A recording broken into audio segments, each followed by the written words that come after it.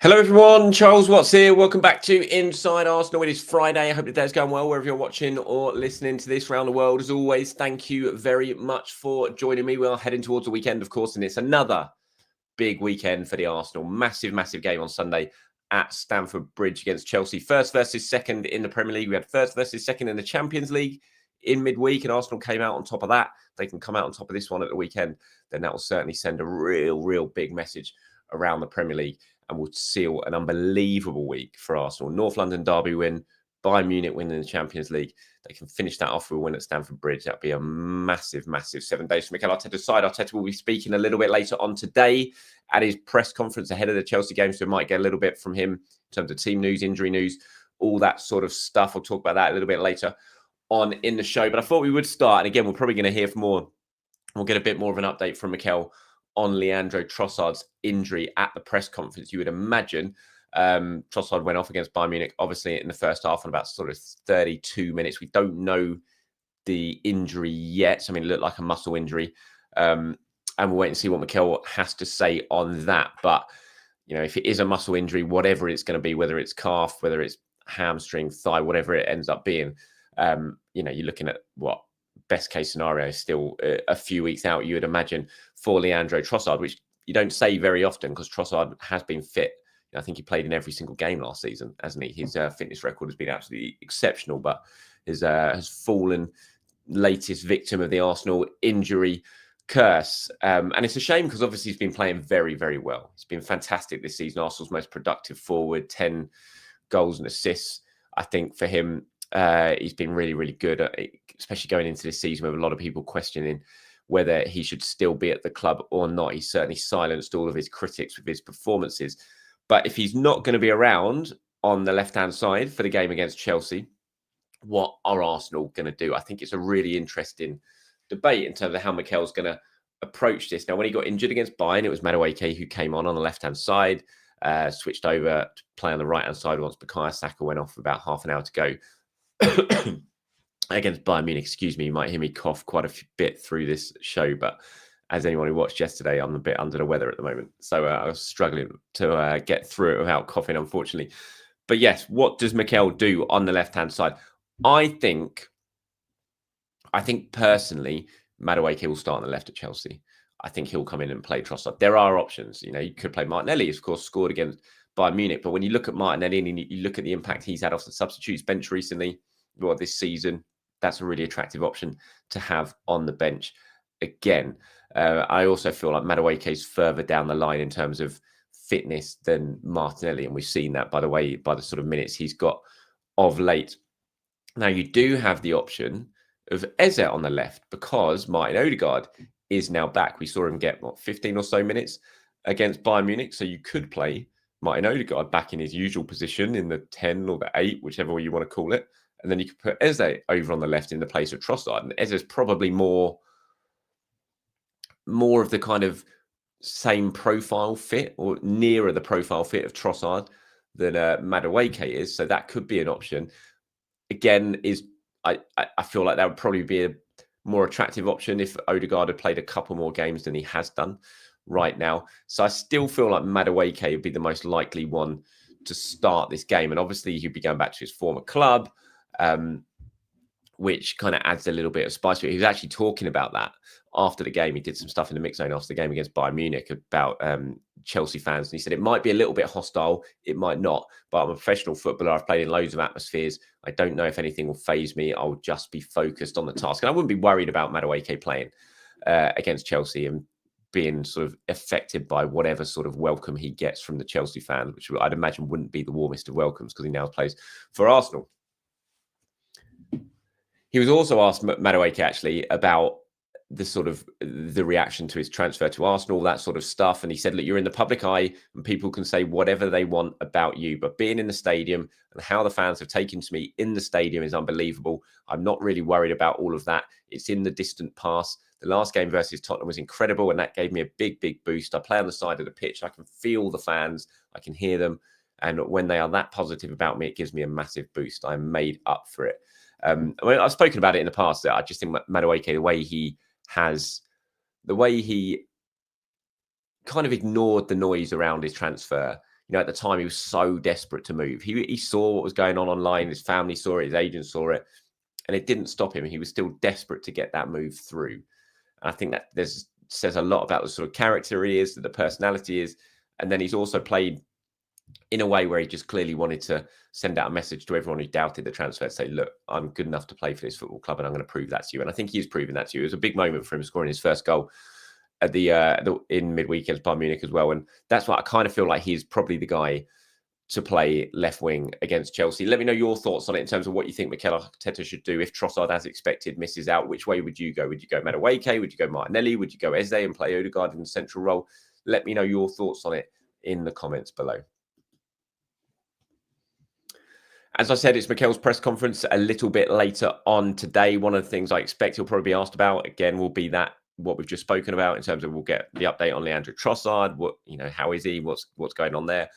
How he could approach the Chelsea game. I'm sure there's been lots of talk about the fallout from the Bayern game and how good Arsenal are. I think he'll be in a good mood. I mean, you never know with Mikel, but I think he'll be in a good mood. It's been a really good week so far for Arsenal. And as I said at the start, they've got an opportunity now to really put the gloss on what has been an incredible week. This will be a really difficult game on Sunday. Chelsea are going into it absolutely flying after their result against Barcelona in midweek. In the Champions League, they're going to be up for it. They're second. They've got a chance to close the gap on Arsenal to 3 points, and they're playing well. And the whole stadium, the whole club has been given a lift from that Barcelona result. So it's going to be a really difficult game for Arsenal. I'm sure Mikel will be asked about that in the press conference and the challenge that they're going to be facing. But if Arsenal can come out on top of this and stretch that gap to Chelsea to 9 points, that's a big statement, and it would seal a fantastic win. I'm sure we'll probably be asked about Gabriel Jesus as well. Arsenal staged a behind closed doors friendly yesterday. As I said initially, the whole Man United stuff, that never quite felt right to me.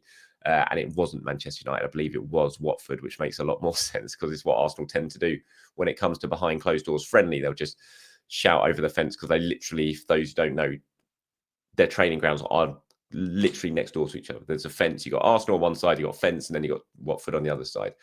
So it sounds like they've again gone cool into Watford and brought a team over to play behind closed doors friendly. Gabriel Jesus was expected to play in that. I'm sure Mikel will be asked about that in the press conference, whether Jesus did play and how he did and all that sort of stuff and how close he's going to be now to an Arsenal return. It'll be another big step. I think that's what Mikel called it in the press conference last week. Is we're going to set this game up and it'll be another big step for Jesus. And if he's come through that unscathed, which fingers crossed he has, he can't be far off now. Can't be far off getting a call up to the senior squad again, which would be a huge moment for him and a huge moment for Arsenal as well to have Gabriel Jesus available. What a massive boost that will give to the team. Right, we'll move on to some questions and comments now. Adam has got in touch, says, hi, Charles. What do you think about Madueke starting over Saka on Sunday? Saka is playing fine, but for some reason he struggles against Cucurella. Madueke would be higher confidence coming off his first goal for the club, an important goal against strong opposition. Not to mention he'd have something to prove against his former club, which was a habit of working in our favour. Just ask Eze, Trossard, Havertz, Rice, etc.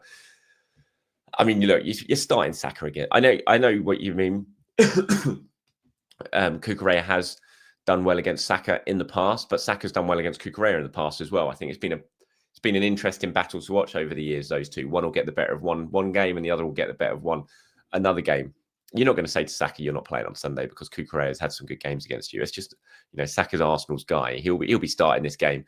Also, I think that Madueke is going to play on the left-hand side as well. So it kind of makes that a bit of a moot point. But it's going to be interesting watching Cucurella. I know Cucurella was so good in midweek against Barcelona, against Yamal, played really, really well.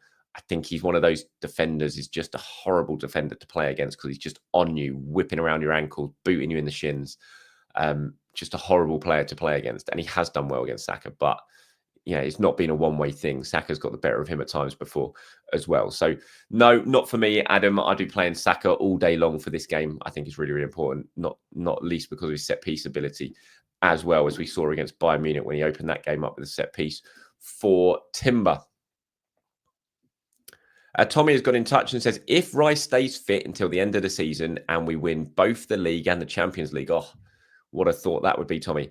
I don't think it's crazy to consider him as a strong contender for the Ballon d'Or. Although if England wins the World Cup, then he has to be the Ballon d'Or winner. Love your show, Charles. Thank you, Tommy. I mean, he should be up there in the ranking. I think he's the best midfield player in the world at the moment. I really genuinely do. I know there'll be different opinions. I heard Thomas Frank saying the other day after the Tottenham PSG game that he thinks Coutinho is going to win the Ballon d'Or or should win the Ballon d'Or. You ask any Chelsea fan and they'll say Caicedo's better than Rice and playing better than Rice.